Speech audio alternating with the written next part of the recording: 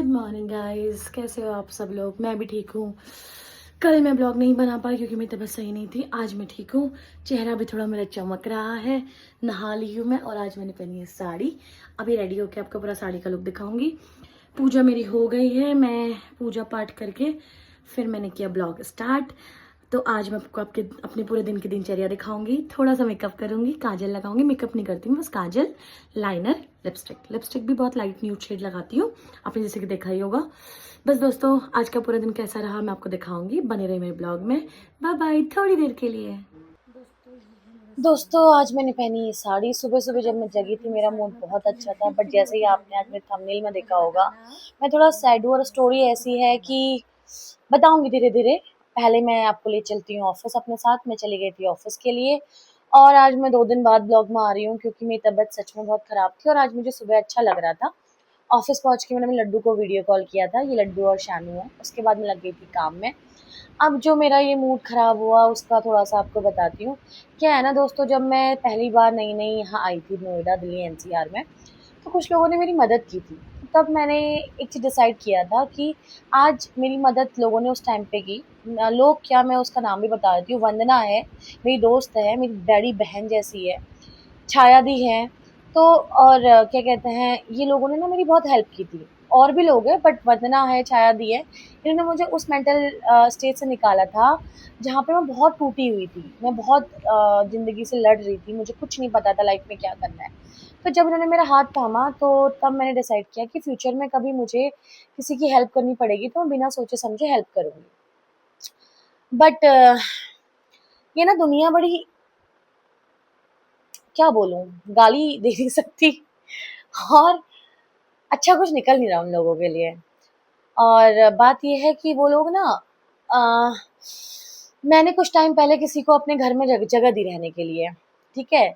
वो मेरे पास ऐसे आए कि उनको बहुत ज़रूरत है और क्या कहते हैं, उनको हमारे साथ रहना है। मतलब मैंने कहा ठीक है, मैं 2 BHK फ्लैट में रह रही हूँ, अकेले ही रह रही हूँ, तो आ जाओ रह लो मेरे साथ में, मुझे कोई प्रॉब्लम नहीं है और रेंट भी हमारा शेयर हो जाएगा। बट लोग ना बहुत मतलबी होते हैं और अपना बुरा टाइम ना भूल जाते हैं अपने अच्छे टाइम पे। इस बीच में हॉस्पिटल, घर, सब चीज़ में परेशान चल रही थी। मेरे घर पे कुछ चल रहा है जिसकी वज़ह से मुझे हॉस्पिटल जाना पड़ता है। तो आना-जाना है घर वालों का, मुझे भाग-दौड़ करनी पड़ती है, सब कुछ है। तो कुछ-कुछ दिनों से समझ में आ रही थी चीज़ें। मेरे ही घर में रह के, मेरे ही साथ कुछ ऐसी हरकतें हुई, ऐसा कुछ किया कि मुझे हर्ट हुआ।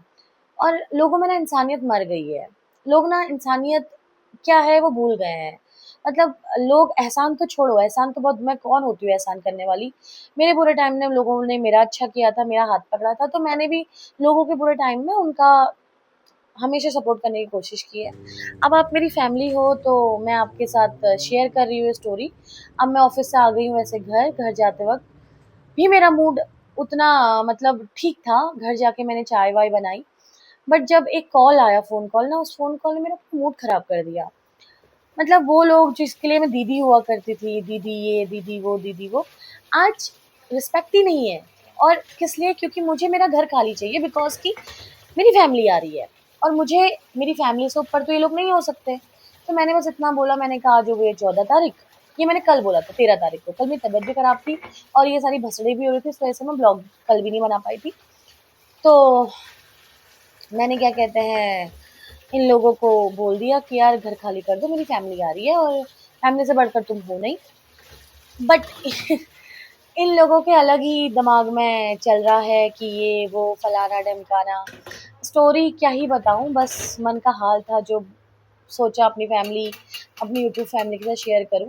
आपके साथ भी कभी किसी ने ऐसा ज़रूर किया होगा कि आपके बुरे टाइम में आपका हाथ पकड़ा होगा और वो आपको ज़िंदगी भर याद रहेगा। और ऐसे बहुत सारे होंगे जिन्होंने आपके बुरे टाइम में आपका हाथ छोड़ा होगा, आपको परेशान किया होगा। तो आजकल अच्छे लोग मिलना बहुत मुश्किल है, बट बुरे लोग मिलना ना, उनको ढूँढना नहीं पड़ता, वो हमें ढूँढ के आ जाते हैं। जैसे ये लोग 4 महीने पहले मुझे ढूँढ के आए थे। मैंने इनको लाइक अ फैमिली, अपना छोटा बहन, अपनी छोटी बहन ऐसे करके मान के हर तरीके से अपनाया। लेकिन आज जब मुझे ज़रूरत है मेरे घर की तो मुझे कहते हैं कि ये है, वो है, ऐसा है, वैसा है। चलो कोई बात नहीं, इनका जैसी नियत ये भुगतेंगे, मेरी जैसी नियत वो मुझे मिलेगा। नियत सबसे बड़ी चीज़ है, इसलिए अपनी नियत हमेशा साफ रखनी चाहिए। मेरी मम्मी पापा ने बचपन से हमें नियत साफ रखना सिखाया है।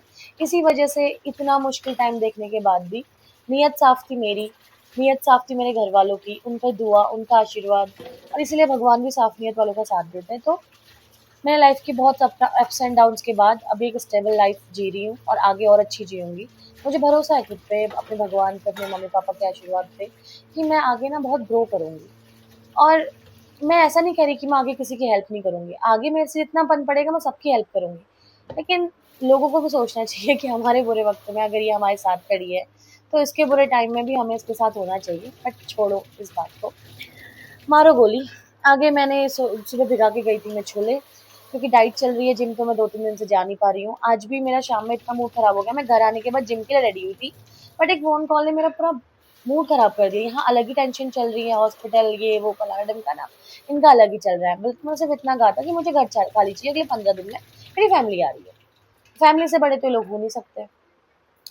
पर छोड़ो, आज भी जिम स्किप हो गया, कल से जिम सुबह जाऊँगी मैं, कल से सुबह-सुबह जिम जाऊँगी, क्योंकि सुबह की जिम से फ़ायदा ये होता है, एक तो वेट लॉस जल्दी होता है और दूसरा ये है कि शाम के लिए अपने पास टाइम बच जाता है।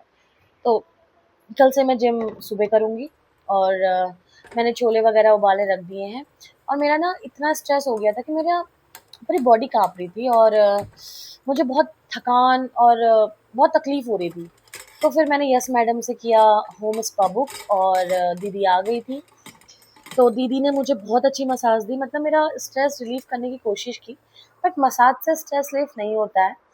तो मसाज में जाने से पहले मैंने पूजा कर ली थी शाम की, क्योंकि फिर मसाज में 1 डेढ़ घंटा लगता। बट यस मैडम बहुत अच्छा है, वहाँ से आप बुकिंग करते हो तो हेलो बहुत अच्छी गाइस। सर्विस मेरी मिलती तबीयत है। खराब थी, मसाज के आज मैंने बाद यस मुझे मैडम की बहुत अच्छा मैम लगा, दीदी बुलाई मतलब थी मेरा स्ट्रेस और से जो जो मूड बहुत ख़राब था मस्त वो सारा मसाज ठीक दी, हो गया मज़ा था। आ गया, मेरे मेरा फेस पे सर भी स्माइल ये सही हो दीदी जो गया, आई थी मेरी यस बॉडी में मैडम बहुत से, अच्छा इनकी वज़ह से हुआ। रिलीफ फील हो रहा मतलब है। बहुत अच्छी मेरी सर्विस हाइट दी बोलो, इन्होंने, बहुत अच्छी हैं, उसमें सेम दीदी ऐज के वो ही भी हैं हम। बिजी है। मैं भी 32 बाय, की हूँ मिलते हैं और थोड़ी देर इनकी में। भी ऐज ऑलमोस्ट सेम ही है, इन्होंने बताया जैसे कि। तो दीदी साढ़े 9 बजे तक हमारे घर पे रही, मसाज वगैरह हुई, सब हुआ। उसके बाद आज है सैटरडे और सैटरडे के दिन मेरा एक मूड को सही करने का एक बेस्ट तरीका ये भी है कि मैं सैटरडे मार्केट हो आती हूँ।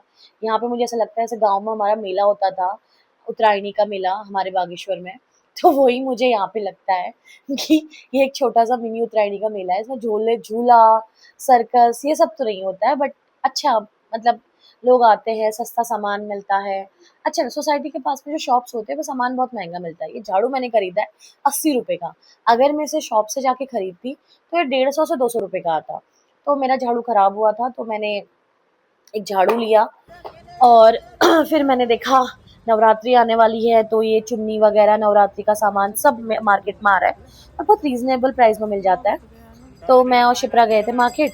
हमने देखा क्या क्या है, मतलब मार्केट में क्या क्या आया है। हर दिन कुछ ना कुछ नया आता है, वैसे कुछ ज़्यादा नया नहीं आता, रिपीट ही होता है सामान, बस पैटर्न बदल जाता है। और यहाँ पे आसपास की सोसाइटी से बहुत लोग आते हैं और ये मैं कान वाला देख रही थी, कान छिदाने का सोच रही थी, मैंने कहा नहीं नहीं छिदाना, एक कान छिदा है वही काफ़ी है।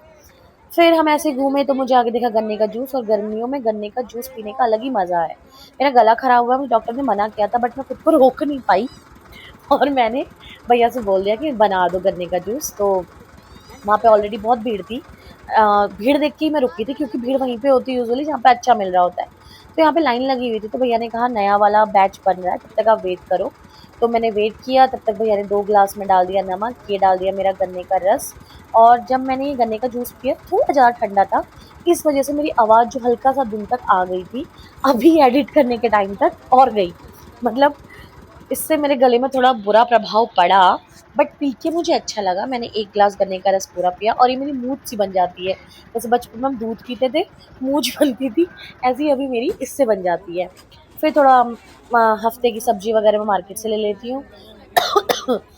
पूरे हफ्ते की तो हो नहीं पाती है बट ठीक है, 1-2 दिन का ले लो फिर और नया ले लो। लेकिन सैटरडे मार्केट की सब्जी मार्केट भी काफ़ी बड़ी लगती है, मतलब एक रो में पूरा सब्जी मंडी लगता है और पीछे वाली जो मेन रोड है उसमें बाकी जैसे कपड़े हो गए, पूजा का सामान हो गया या और भी जो भी एमिनिटीज़ के सामान होते हैं वो सब हो गए। फिर मैं आ गई घर, बिरयानी खा वहाँ पे स्मेल आ रही थी, अच्छी खुशबू आ रही थी तो मैंने ले ली। दोस्तों आज का ब्लॉग में बस इतना ही है। आप लोग अपना ख़्याल रखिए। Bye bye, good night, Tata.